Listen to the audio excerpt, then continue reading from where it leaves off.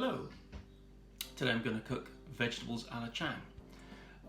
This is a slightly different way of cooking vegetables, but it retains flavour, nutrition, and it looks nice.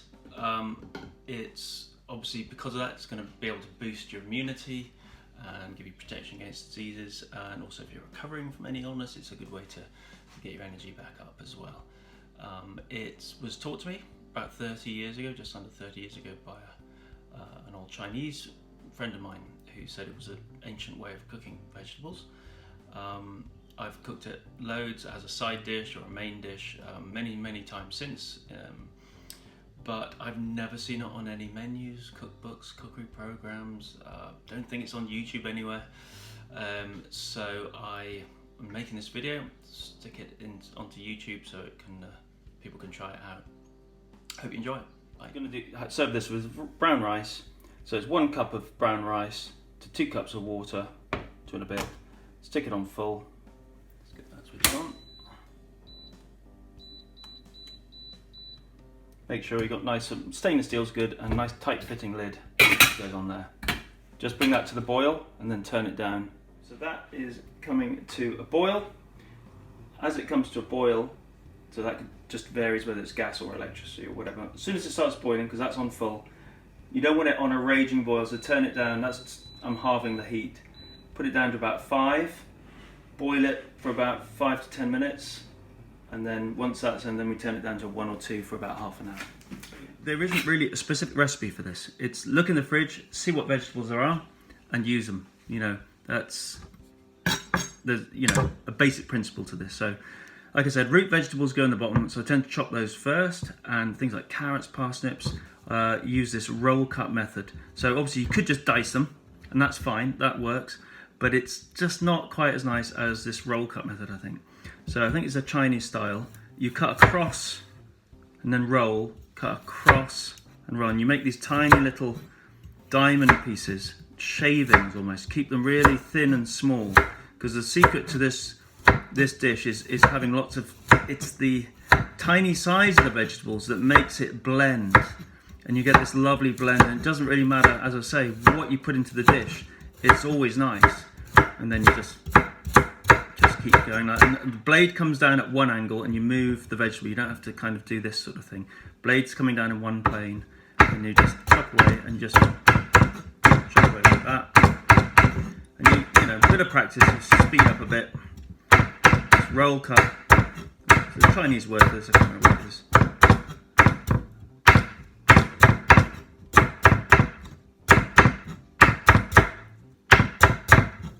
When you get to the end, it's a little bit trickier. You can just do slightly bigger shavings like that. I'm not a professional chef, they would probably do all that much better. And there you go. You've got a kind of basic tiny little pieces like that. They've got a nice thin end and a thick end, and there's something delicious about the way that sort of slightly different texture. That'll be softer than that bit. That's roll cut. Obviously potato, it's easier to do that with a cylinder like a carrot, parsnip, that sort of thing. The rounder ones, a little bit harder. You can sort of chop away and do something similar, or you can just cut them in half, and then you can just sort of, and I tend to move the whole thing around as I shave off tiny bits like this, put it on its side, move the thing around, yeah. So you still get that diamond shape. But you might just have to reduce the size of it before you get onto that bit. Okay. And then I'll do this with another potato. Also got a sweet potato, which I've peeled and halved because it was quite big. It was too big and would dominate the dish. If this was an organic or homegrown, I would probably have kept the skin on because there's lots of nutrition in there. But it isn't, so I've just peeled it. Okay, but I'm going to do exactly the same thing as I did with the potato.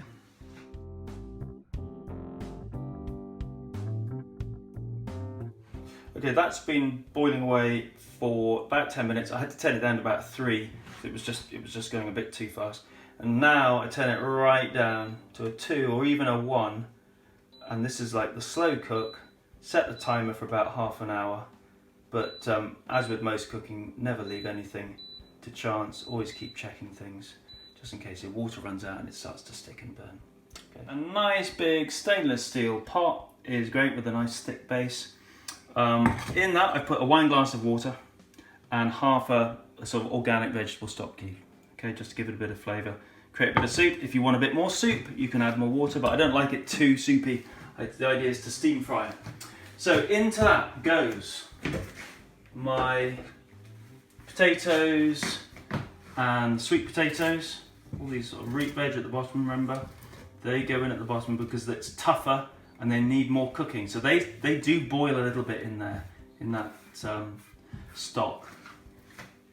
Into that also goes carrots, and I've also got parsnips as well. So there's my root veg. There's a nice blend there of sweet potato, parsnips and carrots. That'll give it a lovely base, and it's starting to look quite attractive too with that orange, and the parsnip helps with the colour difference as well. Okay. Now on to the next layer now, the middle layer, which is the semi-hard vegetables like I'm going to put cabbage and beans because that's what I've got in my fridge. I also put cauliflower, broccoli, that sort of thing at this stage. But not everyone in my family likes cauliflower, so I'm not putting cauliflower in this one. I'm going to start with the cabbage.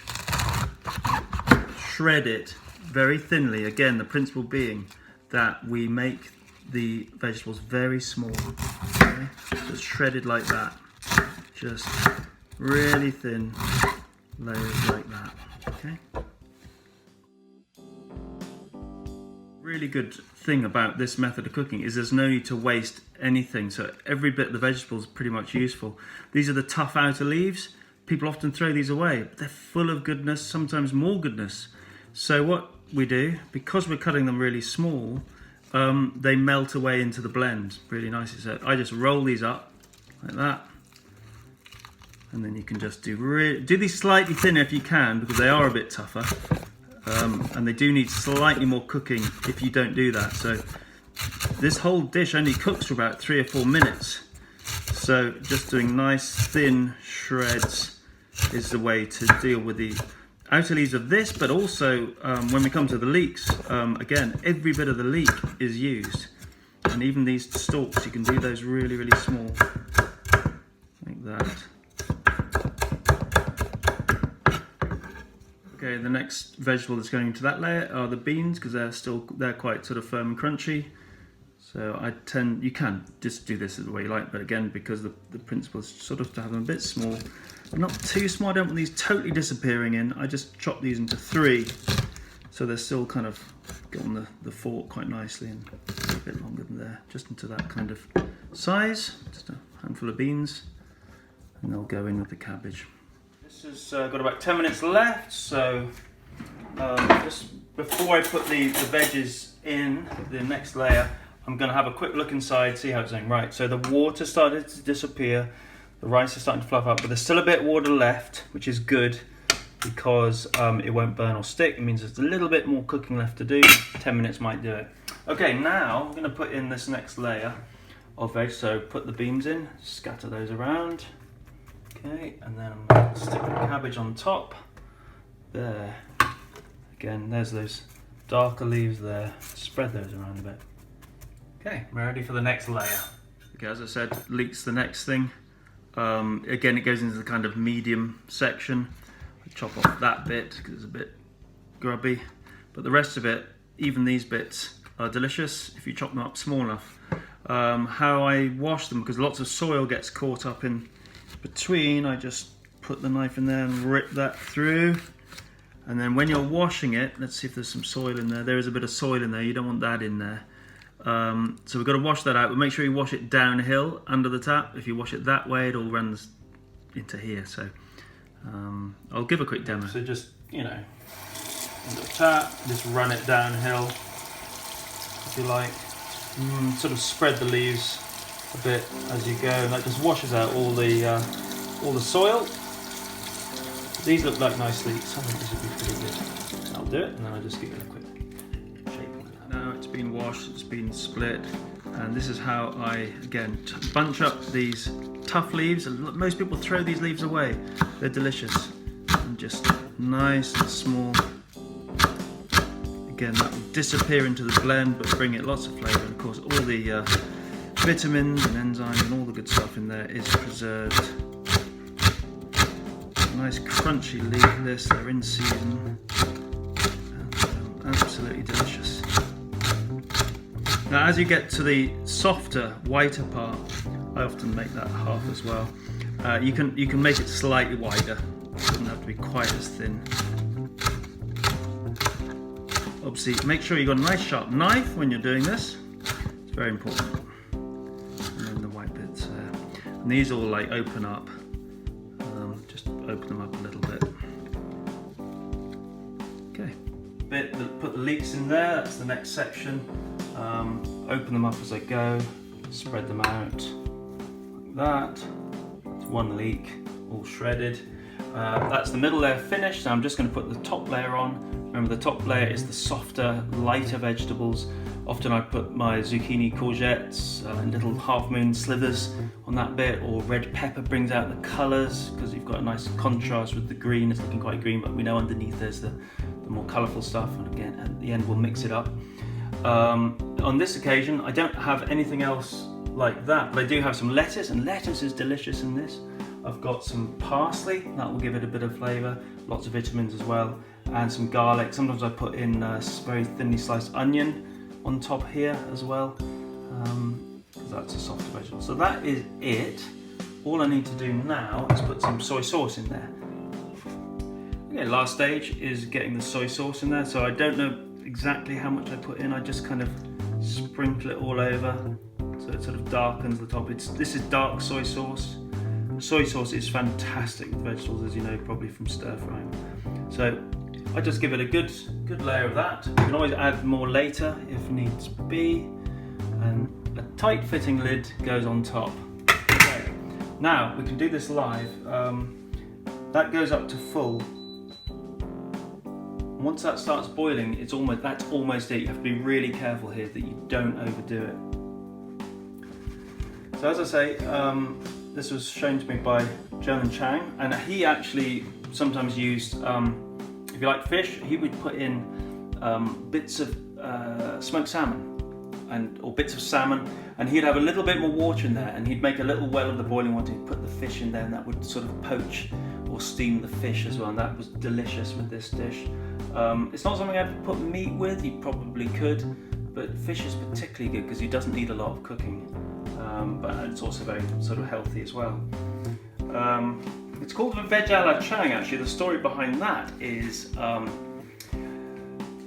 think it was back in the 70s, he got in touch with Lawrence Durrell, who you might know from, there's a TV series recently called The Durrells, and the eldest Durrell, Larry, he's not a particularly nice character in the show, but he was a writer and he was interested in sort of Eastern philosophy and Taoism, Buddhism, that sort of thing. Anyway, Chang went to visit him and he cooked this dish because he was a bit worried about Durrell's health, and because he drank a lot and he had a lot of cheese and meat and that sort of thing, and he showed him how to cook this dish, and because Lawrence Durrell lived in France all his life pretty much, and French dishes often have the name a la, he called it vegetables a la Chang. It's actually named by Lawrence Durrell. So, a bit of trivia for you. Now let's have a look at this rice. That's pretty much come to its. So that water has nearly gone, but it's still a little bit wet. So I'm just going to leave it on a low heat, I think, just to kind of get rid of that final bit of moisture. You don't want it too soggy and porridgey. So that will dry that out. Give that another 5 minutes. Wait for that to hit the boil, and then as soon as that hits the boil, you've got to be really careful. I tend to sort of, once that starts boiling, I will get a fork and I'll taste the toughest sort of vegetable. So that would be like the potato, the sweet potato. If that starts to get soft, then we need to stop cooking. So I can just start hearing it. It's just starting to boil. Keep the lid on. You need a good tight-fitting lids for these dishes, because you're steaming. You don't want that steam to escape because that will stop it cooking. Okay, that's been in there about 3 minutes. It's been boiling really hard, and now is the time to make sure it doesn't overcook.